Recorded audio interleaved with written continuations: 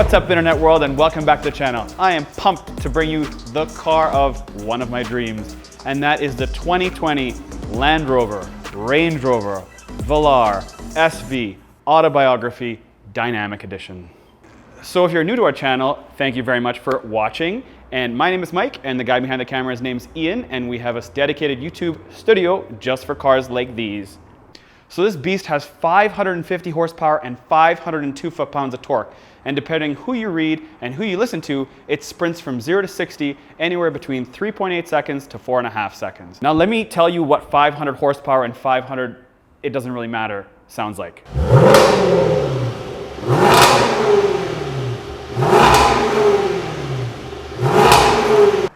How awesome was that? And if you think that was awesome, look at this front end. In my opinion, car manufacturers do one or two parts of the car beautifully. They usually just do the front or the back, but never the side. But in my opinion, Range has really done a spectacular job in the design of this car. Now, a brief overview of where this vehicle stands. Now, if you don't know, Land Rover only makes SUVs. They don't make any types of cars.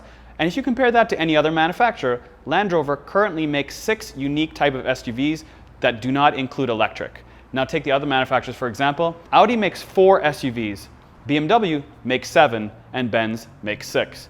So when looking at vehicles of this caliber, looks is where you're at. Now none of the other manufacturers make anything as stylish as this. Now let me ask you, if there's a vehicle out there that you think is prettier or sexier than the front and side of this vehicle, comment below and let me know. And the reason I'm hiding behind here is because I want you to see the car in its entirety. Now the price of this Velar SV Autobiography is $91,000 and change. Now, that sounds like a lot of money, but if you consider that the Range Rover Sport starts at $92,000, most people know the Range Rover Sport and they haven't heard too much about the Velar. So the Velar is 2 inches shorter, 3 inches narrower, and 4.5 inches shorter, which gives it a more aggressive stance in my opinion compared to the regular Range Rover. But not only that, it's better looking. Now the Range Rover Sport is available in an SV and it starts at $98,000, except the difference is it makes far less horsepower and it doesn't accelerate like this beast. In order to get that, you have to get the carbon version, and that thing costs $130,000. So think about that. Would you rather get this that looks pretty much almost the same? It's lighter, it's faster, and it's cheaper. All right, now back to the car itself. So this SV has bigger front bumpers, front and back. It's got a knurled effect Range Rover inlet, which I thought was carbon fiber off the bat, but I really like how they've done this piece. The SV also includes a front lower valence, all black everything, 22-inch wheels is an option, which luckily this one does have, red brakes, and the quad exhaust. So as I talked about, under the hood of the SV is a 5-liter supercharged V8, but let's talk about something that's really important here, and that is reliability. So I brought a friend with me today, and his name is Elephant, and we're going to talk about the elephant in the room, and that is reliability. There's constant knocks on Range Rover with reliability, and I want to bring this point up because this engine was actually designed by Ford in 1996. This motor is built in a place that Jaguar leases out from Ford. Now I know that doesn't sound crazy, and why would they put an older built motor in a car this nice? And that is reliability. This is the first SUV I've seen on the market that actually has inlets on the rear spoiler to create downforce, so when you're blasting 270 kilometers an hour or 170 miles, it holds you to the ground.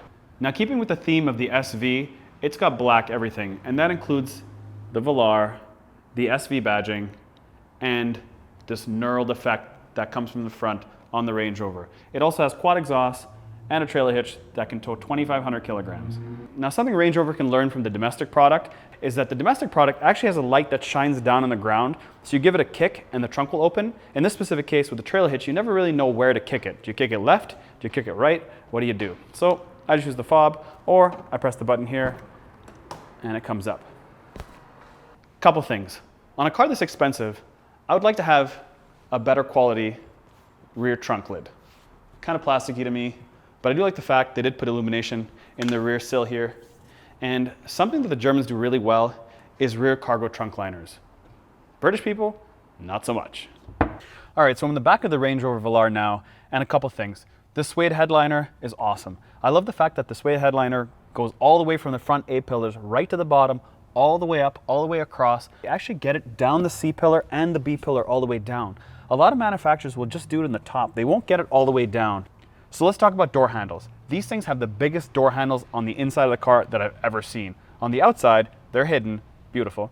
But on the inside, these door handles are huge. But that's okay, because everything in this car is kind of like monochromatic. It's only black, gray, and like a touch of grayish silver, which I really like. It's so clean and neat in the back here. Now, in terms of legroom, there are complaints that the back, especially all autobiography versions, do have more bolstered seats. So there's a lot of padding in the seats. So they're very comfortable, lots of torso room, lots of headroom. And for me, there's a lot of legroom. But there are complaints that autobiographies are generally a little bit smaller in the back because these seats are padded. So if you don't want a car that's that tight in the back, don't get an autobiography. As far as storage in the car, these seats do go down 40, 20, 40, and it does have 4-zone climate control, so you have climate control on the left and climate control on the right, and you do have vents on the side and the middle here. So as far as staying cool and staying warm, obviously it's gonna do the job. So I'm in the driver's seat of the car now, but there's one thing I can point out, that it does have this aluminum finish on the inside where your hand goes. Now, if you do wear rings or you have a watch, that can actually hit it and you can actually dent the inside of the door. So if you are looking at one that's a couple years old, in a couple years, you probably will notice that there'll be a lot of scratches on the inside of this aluminum. Now this car is in perfect shape and this aluminum looks fantastic. And as I mentioned before, everything in this car has a really nice tone of gray. It's either black or gray. There's nothing in this car that pops. It's just very clean, elegant, and I really do like the fact that everything's kind of squared off and just very clean and very linear. Whew.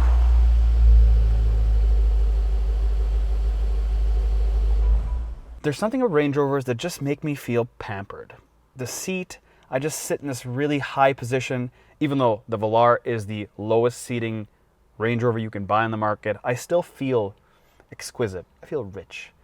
I like when I'm looking at this cluster and I see the speedometer and I see what gear I'm in, it's got this diamond effect. I look at the seats, they've got a diamond effect. It's got dual sliding armrests. It's got real steel paddle shifters. It's got a full real leather dash that's extended leather all the way throughout.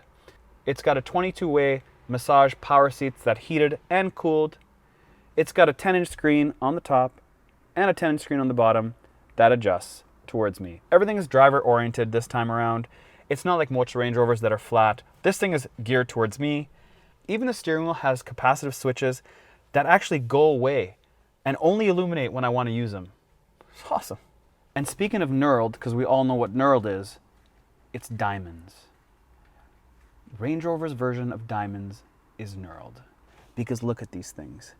I guarantee you, someone's walked into a Range Rover showroom, has seen these diamonds, and has said, I love it, I want it. I want more knurled in my life. Because we've got knurled hiding around here too. I love how everything's just clean. This center console, everything's just really clean about this car.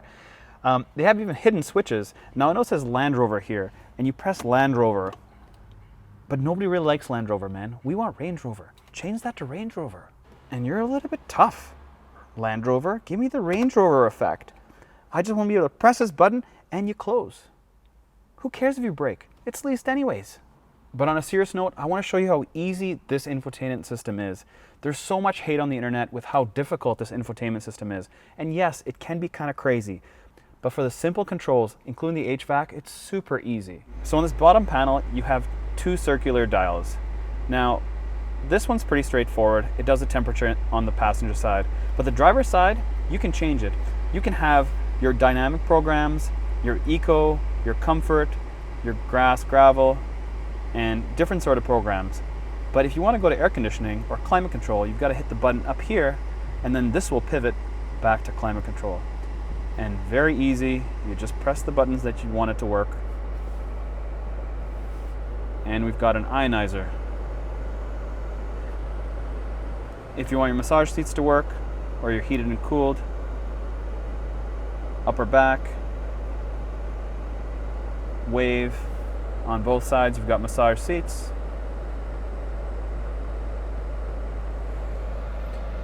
Feels so good. Now I can see where some of the frustration happens, and that happens in the upper screen. Not at the HVAC screen, but the upper screen. And that is because things like this happen. When I press the home button, this is sort of an Android one where you have to put all your data in. But for people that are new to touchscreens, this is very difficult. They just gotta make it easy. When I hit the navigation, fairly straightforward. I can pivot, move in and out, That's all fairly easy. But I think it's the home button that really screws it up for people. It just needs the data to be a little bit cleaner. Setting up Bluetooth fairly simple. Your 360 camera can be better in my opinion. It's very small. How do you make it bigger? Well, you can't. You've got a left and right. Fairly easy, but there is some delay and I can see some frustration there. But everything else, still pretty straightforward, but that's not the reason people buy this car. And let's find out why people buy this car. So let's find out why somebody would buy the SV Autobiography. It's more like it's SV because the Autobiography is like the softness in the back seats and all that fun stuff. The special vehicles part is the part I really want to dive into. So they say this cockpit is driver focused. I don't really see that. The only thing that's driver focused to me is the start and stop button that's on the inside dash. Everything else is sort of laid forward, which is pretty typical. And the center 10-inch screen can pivot forward, so maybe that's driver oriented. But what is driver oriented is the fact that you can have dynamic and it's got active exhaust and they have flappers and they open up and you can tell there's a big difference between eco and regular mode and dynamic mode. So let's take it for a drive, throw this thing in drive, and if I want to put in sport, I actually have to push down and then turn it over to sport. Take care when maneuvering. Heads-up display, awesome. The speedometer is nice and big in front of me. It also has an RPM gauge that has a little bit of a what looks like a boomerang that pivots backwards and forward as RPM goes up. On the cluster here, you can have different displays, but I've picked the dual dials because you can actually look at an analog gauge that looks like an analog gauge that actually has a speedometer all the way up to 320 kilometers an hour. And that is awesome. Cars nowadays don't have that. They skip numbers and all that stuff, but this says right in front of you. And it's got a picture of a beautiful Range Rover. And the only thing, again, as I said, everything's monochromatic except for the taillights that are red. So I'm very familiar with this 8-speed gearbox, but every manufacturer actually has different shifting points in them. And usually Range Rovers don't have a very good shifting point that when you do hit the plus gear shifter on it, it doesn't exactly shift right away like a dual clutch.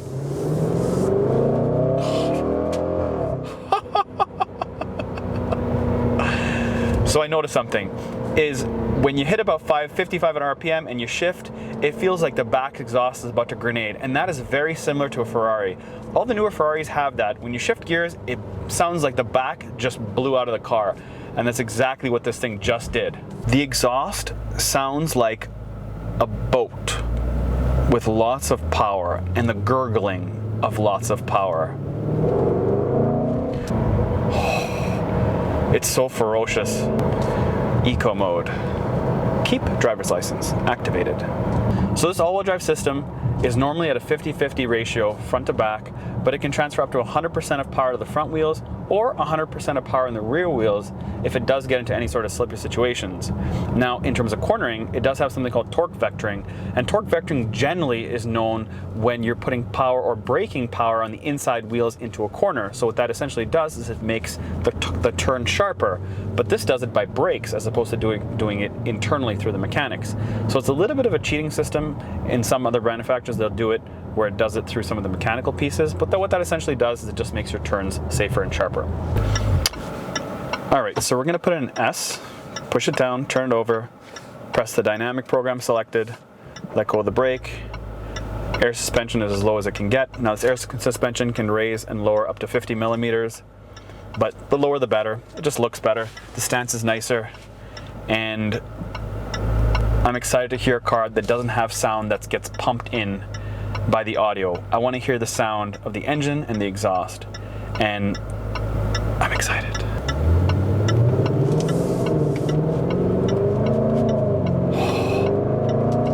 God, this thing sounds so throaty. Foot to the ground. Oh my God.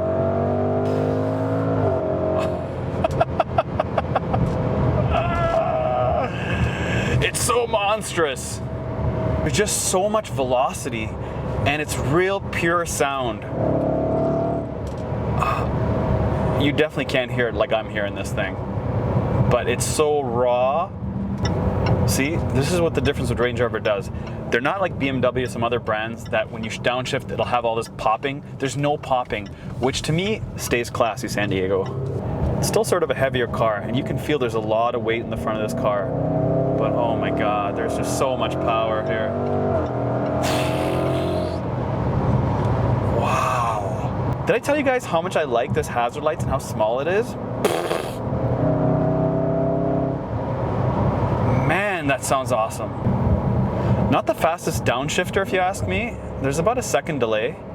So I wouldn't say this is a rocketing software gearbox, but the shifting and when the back end feels like it's dropping out from the upshift, that's, man, you don't even have to redline it. You just go to about 80% of throttle and you shift it and it's,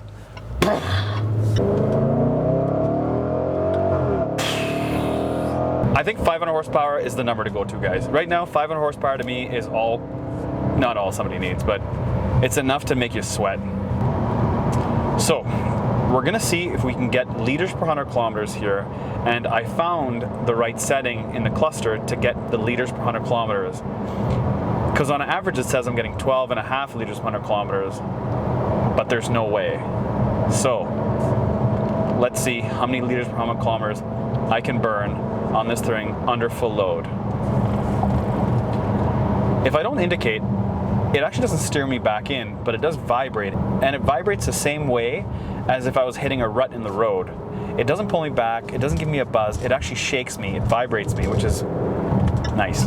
So in terms of stability, this car, as I said, does have air suspension, and because the brand itself is not known to be bumpy, the air suspension is not totally flat. It's still on the softer side. So even though I'm in dynamic mode and all that stuff, it does hold pretty flat.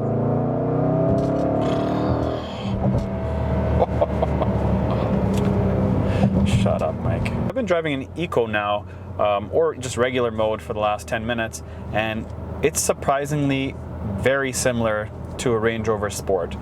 It's as quiet. The bumps are very similar to an Audi Q8 because I'm used to driving a Q8 for a while, so I'm kind of familiar with that brand. And in terms of gas mileage, so this is an 82-liter tank, and it's averaging now 12.3 liters per 100 kilometers. So that's very good fuel mileage. Now, it's not like a typical 6-cylinder that averages about 10. This obviously is an 8, and it's a supercharged 8, but 12 liters is very good. And I'm just driving along normal street traffic, not hammering away like I was earlier, and it's quiet, so you could have a great conversation in the car with people in it and not have this rumble of the exhaust in the back end. So the active exhaust, they've done an awesome job. And yeah, so I mean, you probably wouldn't know if this was a diesel or if it was a regular 6 that they put in it. How would you know? So I hope you guys liked the video. I'm gonna close it off in the car here. Goodbye.